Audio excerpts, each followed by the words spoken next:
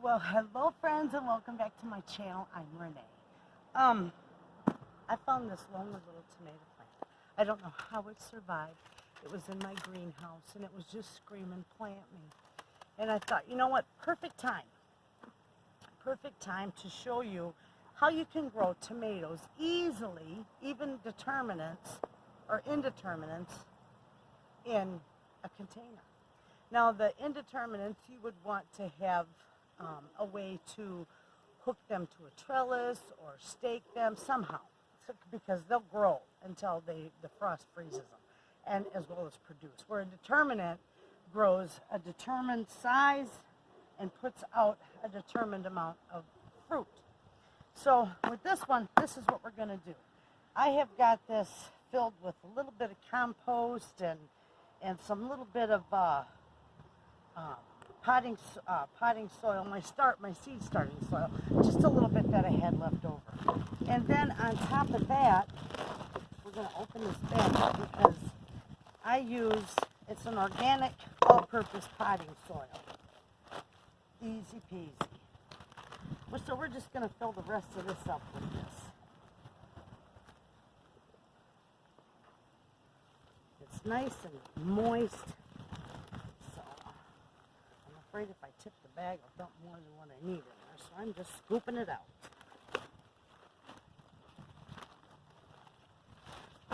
There it goes. There went the bag. We'll do this.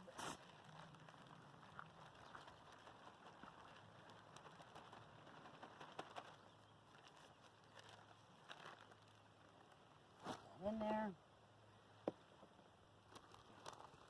Let me break this up because this tends to hold together pretty tight. Okay, we're going to fill this up pretty good.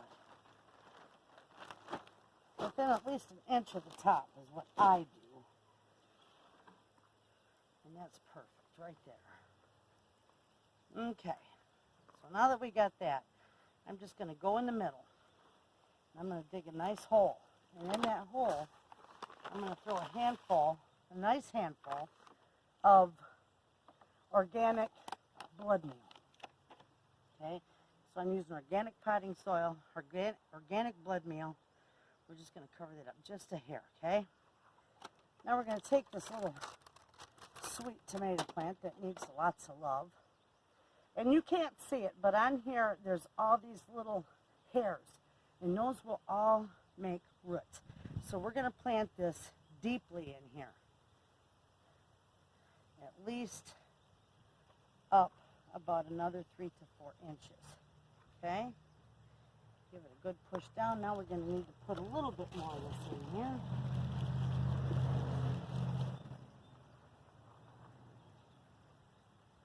All right. And that looks pretty good. So it's got a good start with some blood meal, which is a good nitrogen, gives it a good start. We're going to give it a little bit of water, but I'm also going to show you the best way to keep your tomatoes from being overwatered or underwatered. Okay? I am going to water this in a little bit because I just planted it and I want to give it a good start.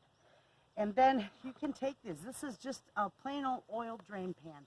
I get them at my local hardware for a couple bucks a piece. You can fill that with water, keep this pot inside of it just like so. Keep that full, and it will keep this plant hydrated, and it will bottom feed from it. So it will bottom water itself. It will absorb what it needs, and it will literally keep itself hydrated for at least a week or until this runs out. So if you're somebody who wants to grow, and you have a porch or whatever, you want to grow a few container plants, but you work a lot, you have kids, you got a lot going on, and you just don't have time to fidget with plants, perfect idea. You can fill this up, get yourself a nice size one, fill it up once a week, and your plant will always have the water it needs. It will not be overwatered or underwatered, and you'll grow a beautiful tomato. You can do this with your potted plants, anything.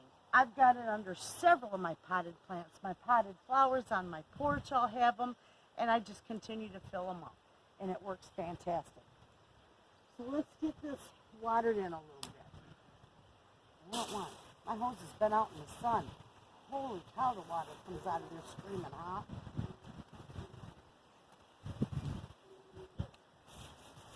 Let it get cooled down. And I'll show you. This will be perfect. I'm going to put this over on my patio over here. As soon as this water cools off.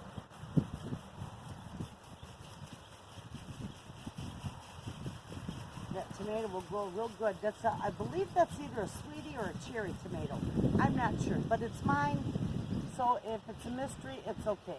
Even if it's a Roma or a San Marzano, I'll stake it in.